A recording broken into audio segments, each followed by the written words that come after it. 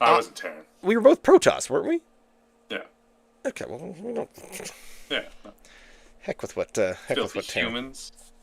There, we're now officially live and doing stuff. That's I was Joe literally about to ask if we were alive. half an hour ago saying that she's on her way. That happened. So much fun. This is... I actually hate it a little bit. Wait, what are we hating? It's finally... Oh, the beard. It's long enough that I hate it a little bit. Well, you know they have this invention What? called a trimmer. What? No. What? But Yeah. I told you the goal, right? The goal is to be the oldest looking person. And you can't be old with a trim, tight beard. You can't. Can't you? No. Can't you? No, it's got to be a little bit... Well, but it doesn't have to be trim and tight. Like, like, when is the show? Late April. Oh, okay, you're not that close. I was mostly saying, like, it doesn't have to be tight and trim. I'm just saying you could just cut it back a little. Well, that's what I'm planning on doing, but I'm going to give it another couple of weeks. Yeah. I'm at 4 weeks to show, but at 2 weeks to show, I'm going to find... And I have to find a place... Because normally I just go to, like, whoever. Just to, because, trim up, make whatever going on back there. But this I feel... I want to try to go to one of these barber-type places. Like, who's the beard guy?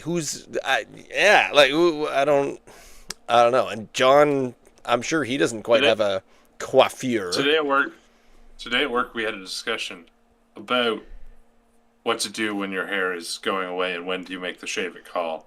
And several people started talking about combs, and I was like, "You own a comb?" Because I do not.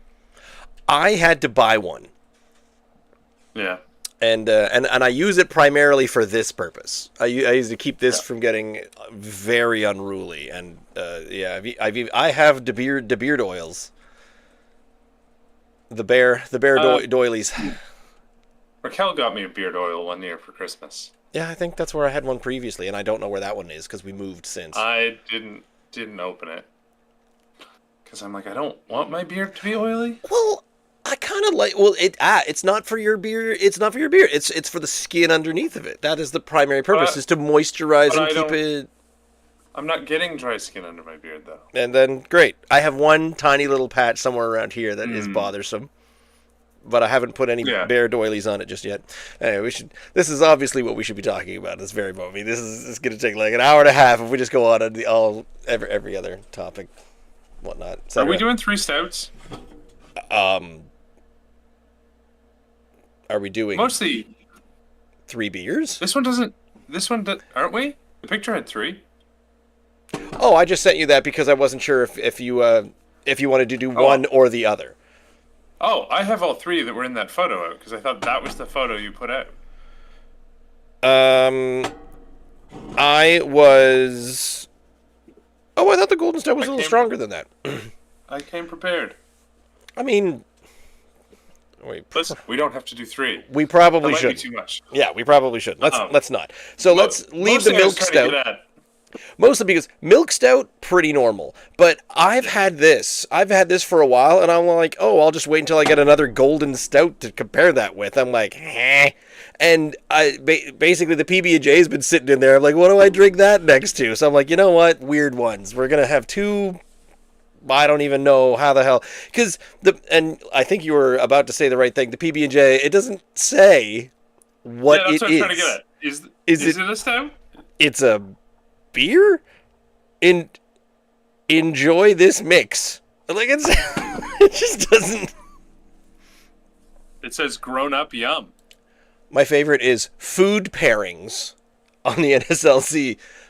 You can pair it with pretzels or cheesecake. Yeah. I do appreciate that it is beer with natural raspberry flavor, but also nut free. Well, you don't want to put nuts in your peanut butter beer. Are you crazy? People could have an allergic attack. We are wasting all this good stuff. I am Ross. I am joined by my good friend / best man, James, tonight, as we don't have an Ian, and together, fully confused but fully bearded, we are attempting to drink Nova Scotia Dry. I'm glad I have no script whatsoever. We're just kind of rolling it off the cuff as best we can. I invited James to be here, just in the absence of Ian because he's on night shift. But in the old just hopper of beers that we have yet to try, I've found a couple that I've been curious about, and in fact, we have even been talking about how curious we are about them because they are still kind of nondescript. I don't know what I don't know what's going on. It literally says whimsical. Ooh, yay! I think they both might be pretty whimsical. But when I put the image up and I announced it on our little beer, the Maritime Beer Appreciation Society page. What is it called? And one of the comments was, "Oh, those two are. I love both of those." I'm like, well, that's helpful. Don't know what we're in for. However, I will say. The Garrison, the first one, because it's the lowest alcohol percentage, I have had this before.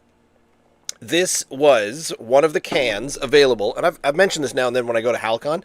Garrison is, I don't know if they're like a sponsor or they're just part of Halcon, and they have the what we call the grown-up room. It's the only room that is just for like 19 plus, and it's not like there's strip dances or anything. It's just basically the only room that they serve beer, and all they've got is Garrison. And I'm like, great, I'll go in and I'll get an Irish Red or I'll get a Nut Brown or maybe they'll have some of my favorites. Nope. And it's always, hey, do you want a hoppy buoy? Do you want a tall ship? Do you want a tall ship light? And I'm like, what? Come on, what else you got? And so thankfully, tall ship light with lime. Yeah. The last couple of years they've had Oh My Gourd on. They've had cans of the pumpkin, and their pumpkin's pretty good. So, given the choice of everything. But one year, I think it was the first year I went, 2-3 years ago, and they had, hey, Garrison, PB&J. And I'm like, that's so crazy. Yes, I'll try that. And I seem to recall my opinion. This was, it wasn't for the show, so I don't have my opinions written down. But I tried it, and I seem to recall thinking that it was lacking in one of the two obvious flavors. So it's either lacking in a peanut butter flavor or lacking in a jelly flavor, and I honestly can't remember which one.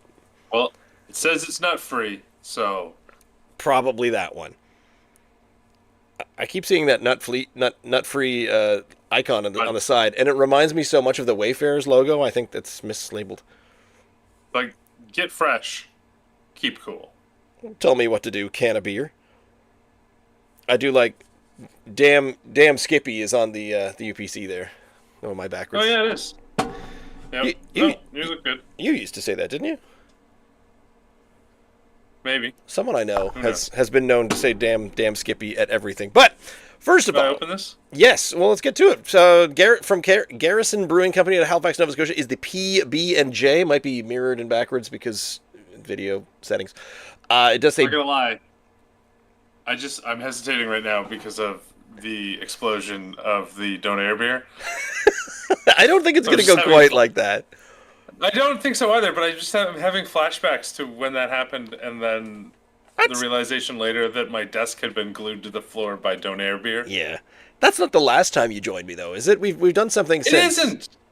But I think it was the last time, because we did the like Molson and Key. That was it, yes. But I wasn't standing at my desk. I was sitting in a ruined basement at that point, and now I'm back. I think the last time I was standing at my desk. Basement fixed. 4.7% beer with natural raspberry flavor, however, nut free. And on the side, this legendary tap room original quickly became a staple with flight boards and growlers, so we put it in a can. Enjoy this mix of jammy raspberry with a smooth, nutty malt base grown up. Yum. Well said. So, my daughter is taking up skating, and so Thursday nights we head to the rink, and she's in the car because it's like supper time. She loves a PB&J sandwich. This smells like when I make her a PB&J sandwich. It does smell like a PB&J. It's more jam. It's more raspberry than. Oh yeah. But a PB&J sandwich, you're not smelling the. You're not smelling the PB. No. But the other thing that is not coming through on this one is it doesn't say PB&J IPA, PB&J Brown Ale, PB&J Stout. It just says it's literally just a beer. And over on the LC, I was trying to figure out what the profile is, and it just says Taste profile: jammy, nutty chocolate. Product details: and a food. It tells you the food pairings with pretzels, chocolate cake, and cheesecake. But it's just under beer and then ale and specialty ale. So it's kind of amber. Is it an amber? Is it a lager? Is it a... I don't know what this is. I'm decided if it smells like a raspberry cordial or not. No, not really. Oh, it smells like a sour. Are you checking into it already? No, it's not. It does. It has a. It all like it smells like this glass had a sour in it previously. It's not quite sour raspberry smell. Oh, well, there was a little tiny bit of the peanut butter. There's a hint of the peanut butter taste, but it's definitely, it's more jam than PB. I'm getting jam. I'm getting like jelly up the middle of the tongue. Yeah. But PB around the sides of the tongue. Oh, that tracks. Like it's got that like slight tang of a good homemade jelly when you take a bite out of a PB&J. But that's... To be clear though, this is like Wonder Bread flavorless bread. Yeah. Like, this isn't a good. It is very light in body. Oh yeah, this is like a lager in terms of like some sort of... Yeah, like it's not like I can't. Would you call it a pale I can see you ale? through Would you call it an amber ale? I would call it, definitely the color is amber. That's not even copper. Yeah, that's definitely on the reddish side, but it's... Yeah, it's approaching an amber. It honestly in glass almost reminds me of a Rickard's Red. Not flavor-wise, remotely, but just looking at it. It's got a pretty decent flavor for the... I like it. For how light the body is, you kind of expect that the flavor is one of those ones that's very, very far away, like a what's the one? Bublé? Yeah. The Michael Bublé. But stronger than that, as a fan of the Bublé, where it tastes like it was near some fruit once. So you might like yourself some White Claw spritzer things, where it basically tastes like I don't dislike those. TV static with the faint hint of a flavor that maybe it rubbed up against one day. Yeah, like to me, I like a Bublé because I also like pouring a glass of water and squeezing a slice of lime in it. So like a lime Bublé is like that. What if I could skip a step? Like I like that. I like the like a little bit. What if I could put one thing in my glass instead of two? Yeah, exactly. Well, it's three because I'd have to carbonate the water. I mean, this cuts down on I gotta get 2 slices of bread. I have to open the peanut butter. I have to open the fridge and get the jam out. I need 2 knives. I mean, you're filling the dishwasher on a PB&J. Slow down. Knife and spoon. You're not knifing jelly like an animal, are you? Yes. What? No, I'm sorry, but a spoon for applying sauce to your sandwich. Yep. Scoop it. Plop it, spread it with the back. Spreading with the back. See, no, I'm gonna say that spreading with the back of a spoon, that feels more guttural from a pure culinary aspect than getting out the knife and doing it properly. You spread a thing with a knife. You don't spread with a spoon. You spread pizza sauce on pizza dough. That you do with a spoon. Are you? Wait. What is your target thickness for jelly layer? Is the sandwich for myself or for my extremely picky daughter? Yourself.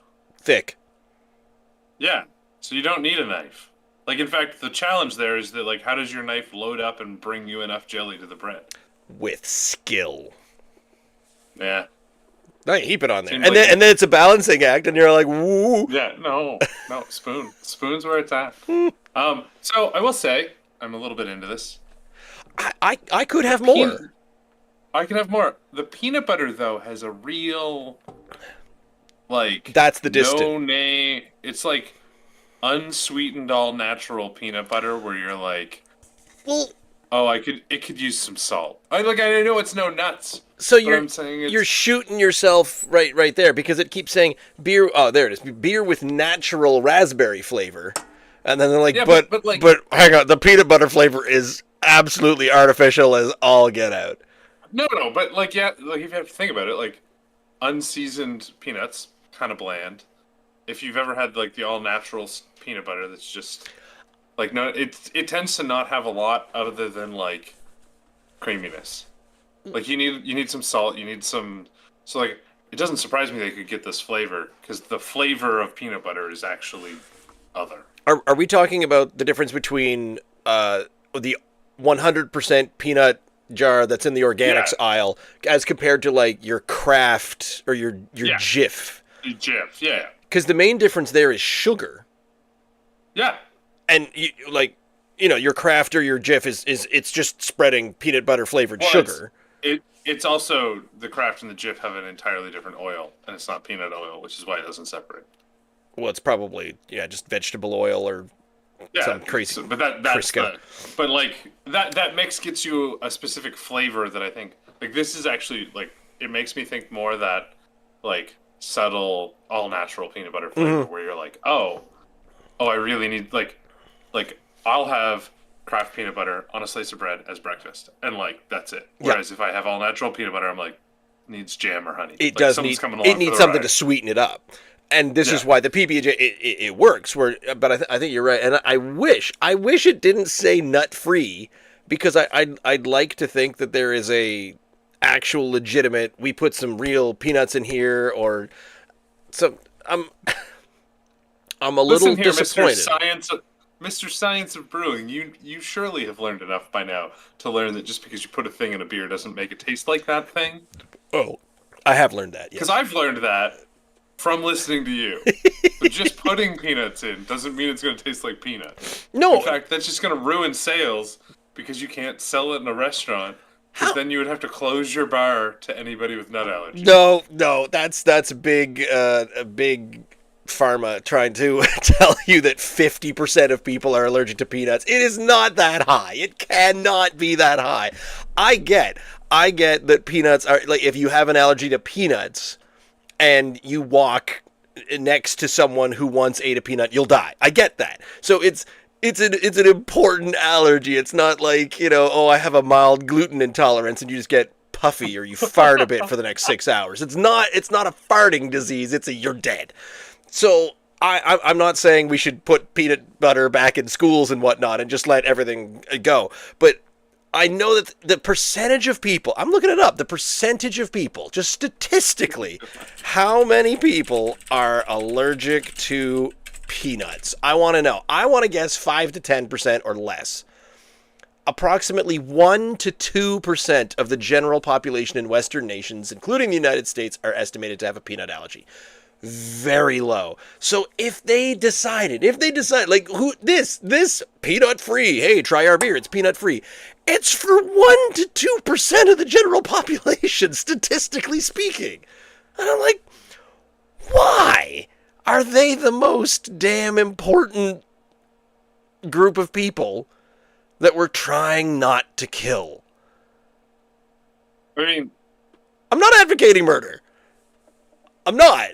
But it's always felt like, is it that big a group of people that we have to cater to?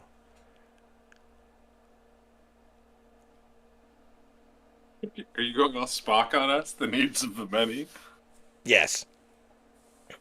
I want to have peanut butter flavored things.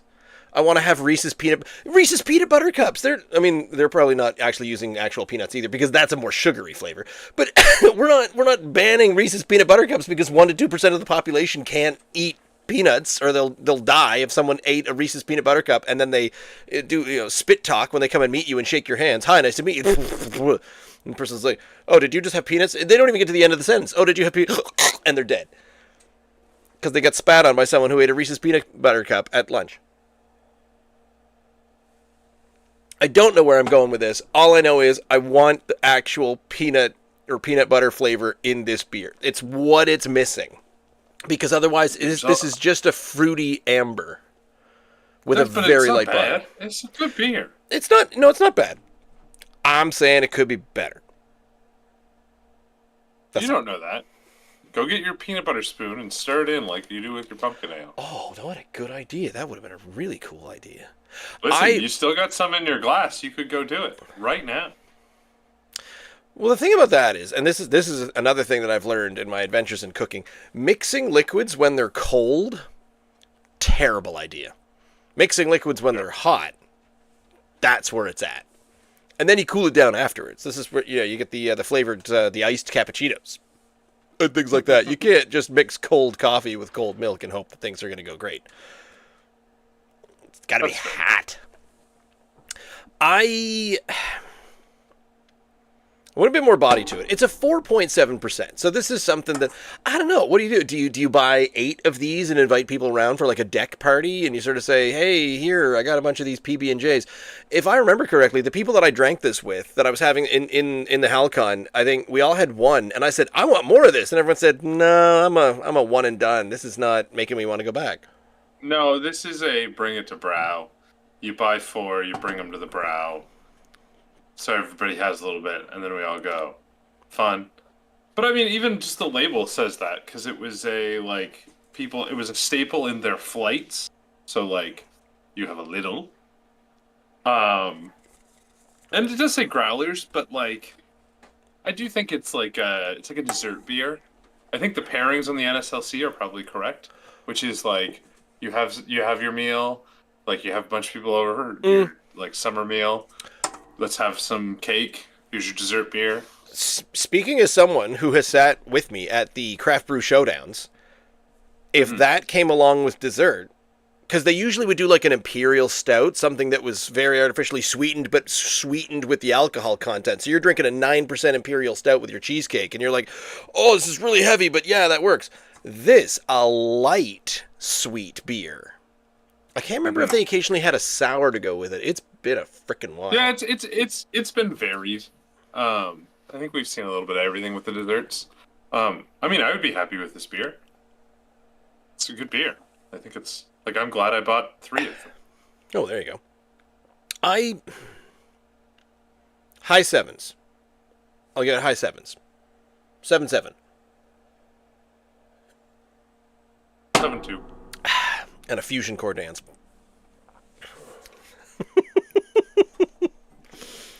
I might.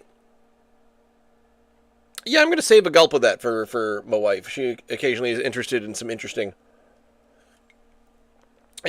beers, and as she likes the sours, she might like that one. Except that one basically tastes like a sour that people forgot to add the sour juice to. The sour Skittles powder. That's how that works, right? Now, this is in no way a comparison, because I feel like even though these are basically the 2 oddest ones that I had in the cupboard, and I had nothing to compare each of them with, so it's just down to, I'm going to try, we got to get both of these done.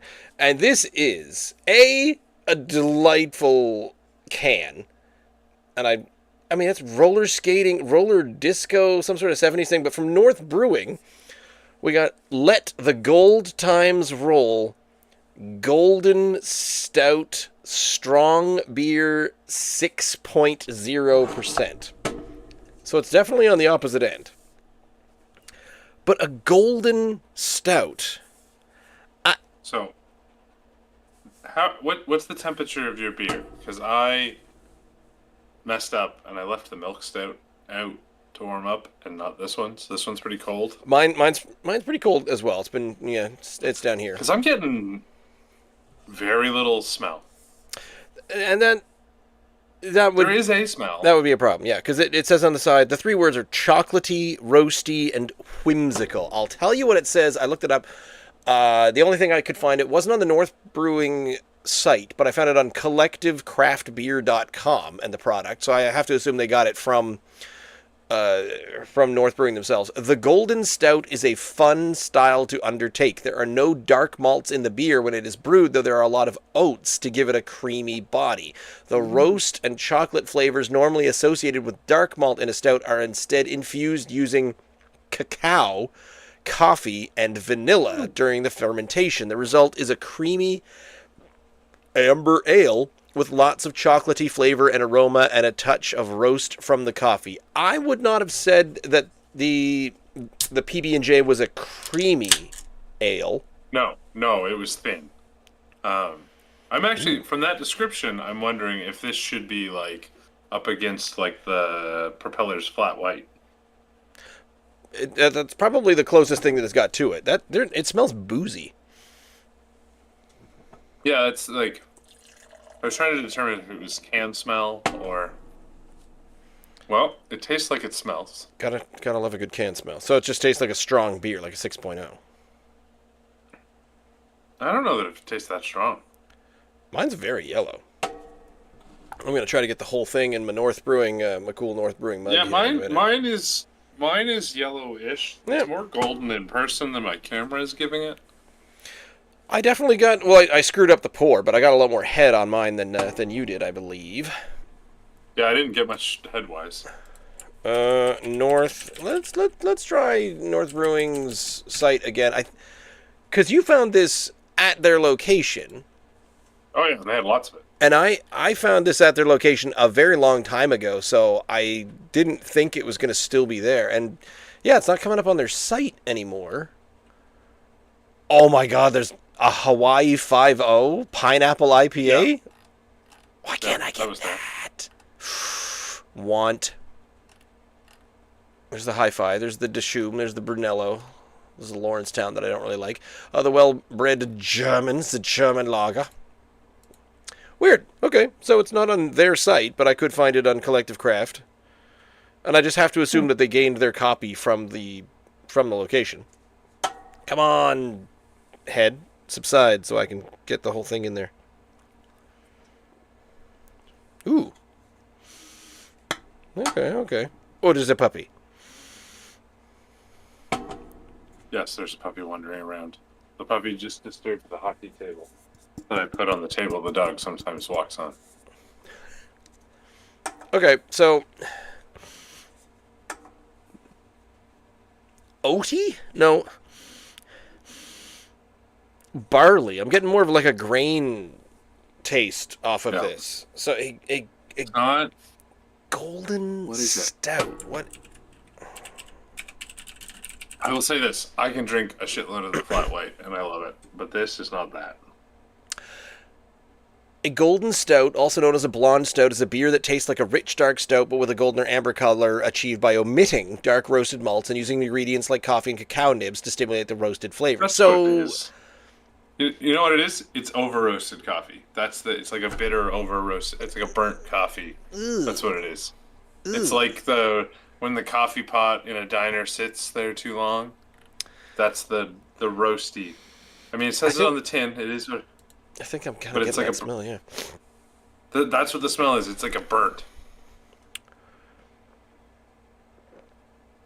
The consistency hits the creamy bit though. Like it is creamy as advertised.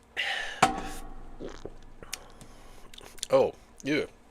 Oh yeah. It's got real after like sharp like bitter after tang. Do you want to know something really weird? A very long time ago, possibly 3 years ago, you were a guest on this show, and we were trying blonde ales, and we tried one from Triders. Triders Brewing Company out of, I want to say, Amherst? No, wait. They're now closed. Triders is Truro, aren't they? Were they in Truro? I think they're long gone. But they had one called the Coffee Blonde. And I don't think either of us liked it. And it tastes exactly like this. We had their yellow beer. Yeah, that was it. June 28th. What are you looking at? And I scored that one a 3.5. You scored it a 4. What do you mean, what am I looking at? I'm looking at your spreadsheet. Yeah, you are. I'm disgruntled that you have not recorded any scores since last year. I have two. Oh. Mean Joe Bean Coffee Blonde, May 31st, 2022. Oh, wait a minute. Yeah, that wasn't me. It wasn't. It was Ian. Yeah, I was weeks later on a yellow beer blonde also from Triders. Oh man, I got my blondes all mixed up. Sorry about that. Ian and I gave theirs a 6, but I had a hard time liking anything out of Triders, so I wasn't too Uh-oh. Who'd I miss? Was that you? I just pressed the wrong button. Oh, okay. You're back. You're here from outer space. I don't want to drink something that tastes like over roasted coffee. Yeah, I mean, what I am wondering right now is if we did this beer a disservice by drinking it after sweet jam beer. Maybe it is more Like bitter. If our palates are so jazzed up on the jam that's actually making this feel worse. It's not good. It's not great, but it's not terrible. It's interesting. It's it's eclectic. It is whimsical. What I can't figure out is how I was able to get a can of this like a year ago.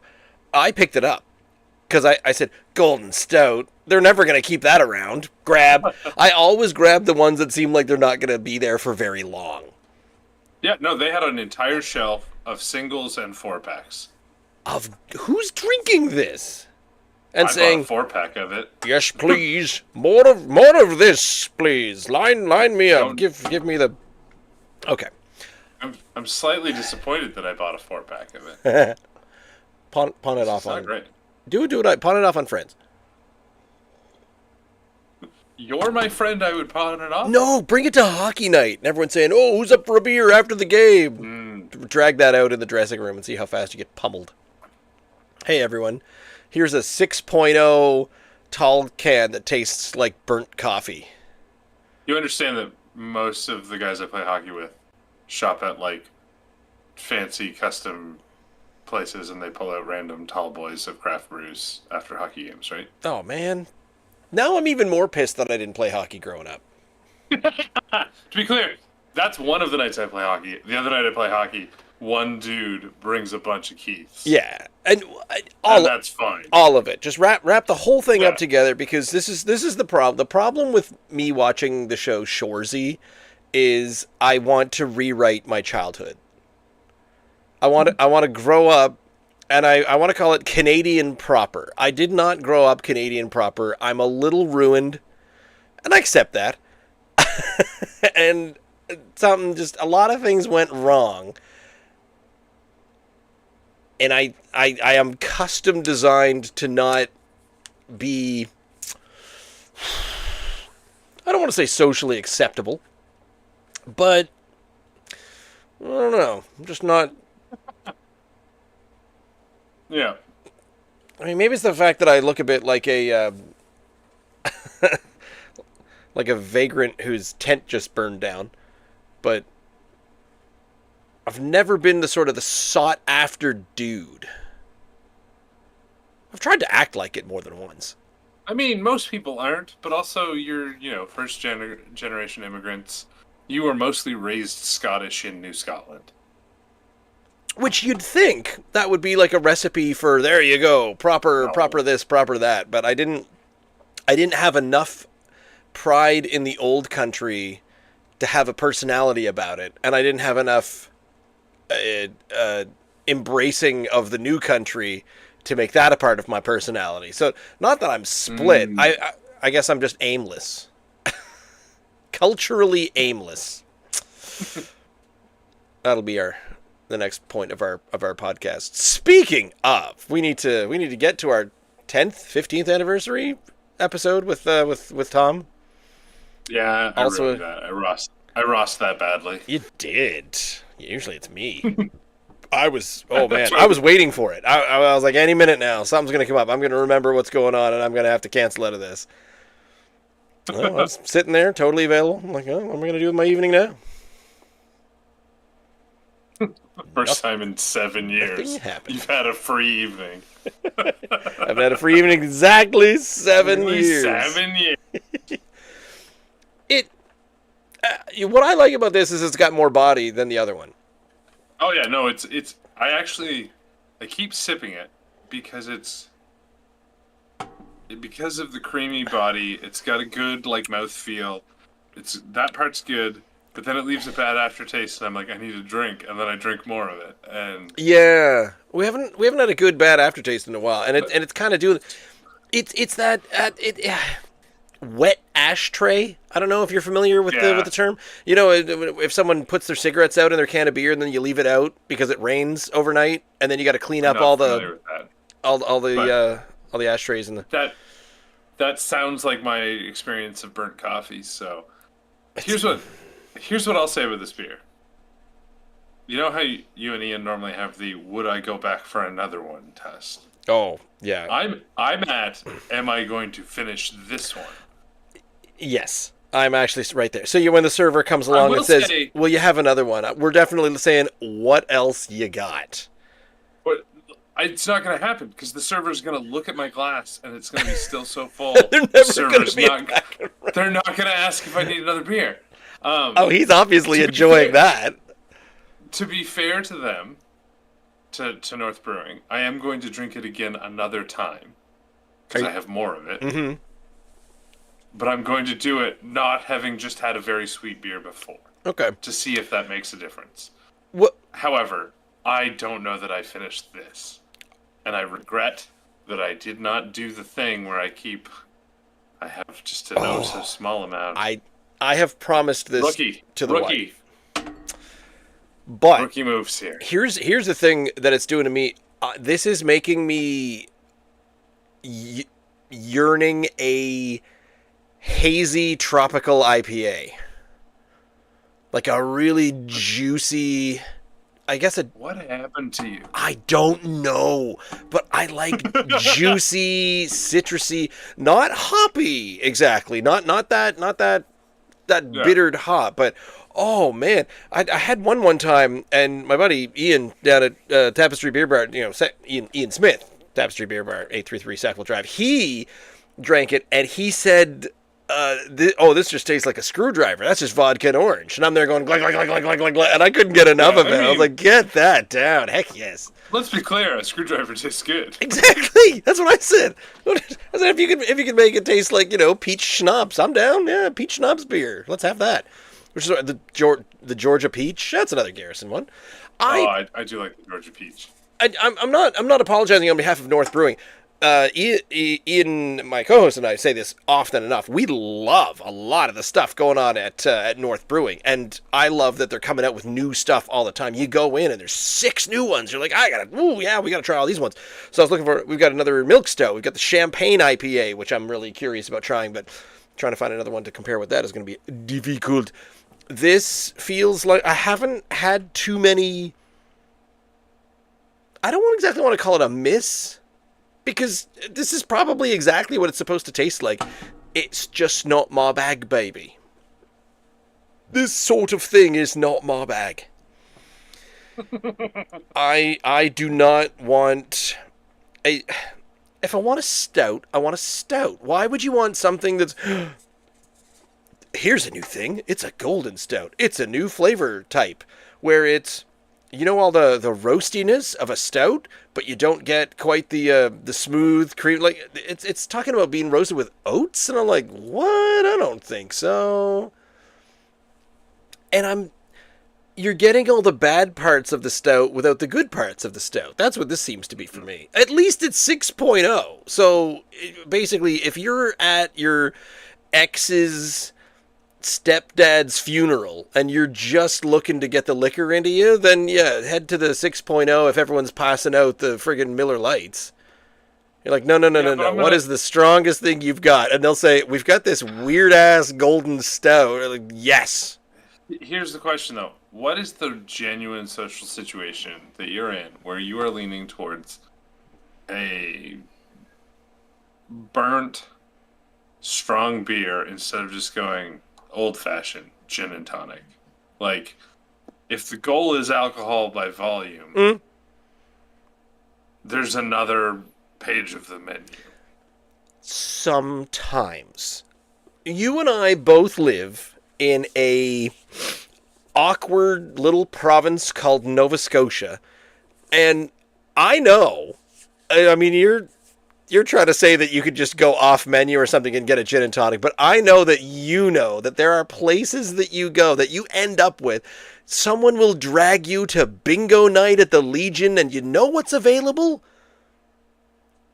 Is like some distilled red wine that's 100 years old, or Labatt Blue. But they're not going to let the gold times roll? Yes, they will. They'll have the weirdest... Tell me you've not been to an event where they have the weirdest assortment. I just performed at one. I wish you guys would have come up on Saturday to this thing that I was doing at my local theater, because I found out afterwards what was available. You know, they said, "Oh yeah, we're gonna have a bar downstairs," and so we went to the intermission and we're hanging out backstage. And I'm like, "Oh, I should go get a drink," because the last time we did something like that, they actually got a couple of craft beers. They got a few along here at Bay of Fundy, which was Wayfarers at the time, but they had a bunch of they got cases of Dirty Blonde, and I'm like, I could chug down a couple of cans of Dirty Blonde easy. That's good stuff. And I asked, and they said, "Oh, what's going?" And they said, "Oh, you don't want to go up there." I said, "Why? What's going on?" They said, they've got like 3 different types of cider, but it's all a very watered down cider from some weird Ontarian cider company. And I'm like, okay. They said, and they've got gin. And I went, "Oh, martinis? Nope." I'm like, GT? Nope. Gin. And they just go up and they just give you a mug of like gin. Like, what are we talking about here? And it sounded like they were just handing out everyone shooters of gin. And I can guarantee you and Tom, I did not go and try it. I did not go and sniff it. I didn't even ask. But I can guarantee the two of you, it wasn't the gin that you'd want. Oh, it's probably like Beefeater or something stupid. Yeah, exactly. So, but that was it. Still, here's what I'll tell you. So you go to the bar. Shooter of gin that's Beefeater over this. Really?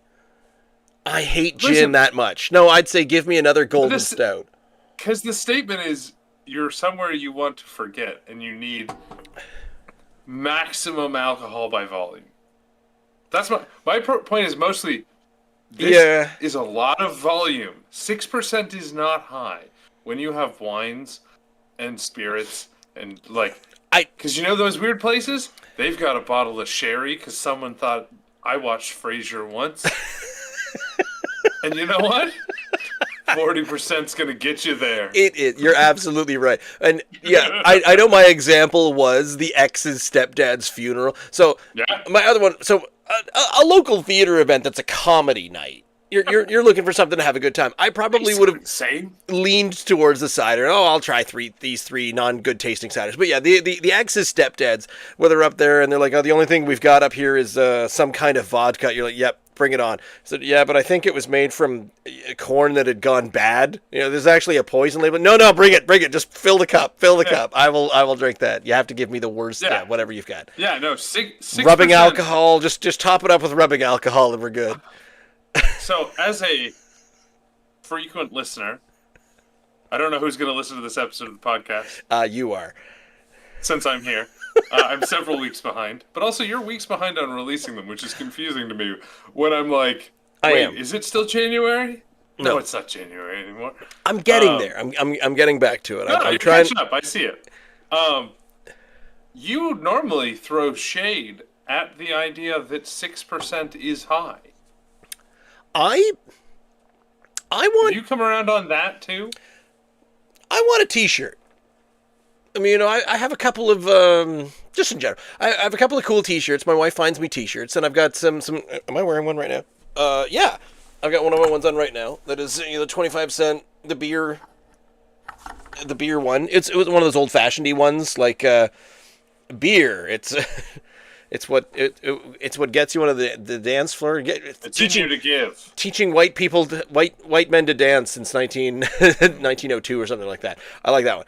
But I want a shirt that says, I want 6%, 6.0 to be the new 5.0. Where everything is all very, here's a beer, here's our entry level beer, and it's 5.0. And I was looking at it and I go, I want beer to start at 6.0. So, because I'm here now... I like strong beer. Why? Because... I say this as... So, I'm gonna caveat this with, as you yourself have changed your song from our youthful days where you were like stouts are bust, IPAs are gross. You now enjoy an IPA, and there's caveats on that. I will tell you, I dabble in the near beers on the regular. So does Ian. Because I enjoy the flavor and experience, and I like that I can have a Heineken and it feels like I'm having a Heineken, but it's a Heineken Zero. I feel Whereas like going with like 6 is the new 5, you're like, I don't want beer to be like, I'm here to get drunk. Yeah. That's the vibe I get from it. The flavor and the feeling. Where you say I want to feel like I'm drinking a Heineken. If I'm drinking a 0% or a 0.5 Heineken, the first sip will feel like I'm drinking a Heineken, but finishing the bottle, I'll be like, where's my warm fuzzies? Where's my feeling? Where's my eyebrow sweat? I need something to be happening for me to be in full enjoyment of what's going on right now. And I don't know what that says about me precisely. If I'm just a drunken lout, there's a good chance of that. But I want a nicely strong beer to be as strong as possible, and we've had one or two little session beers and whatnot, and I get kind of uppity about it's a session IPA, so it's like a 3 to 4% IPA. And it was like, oh, try this, you can drink 2 of these, and then you can still get yourself home. And I'm like, lame, I don't want to do that. See, to me, I don't know about a session beer.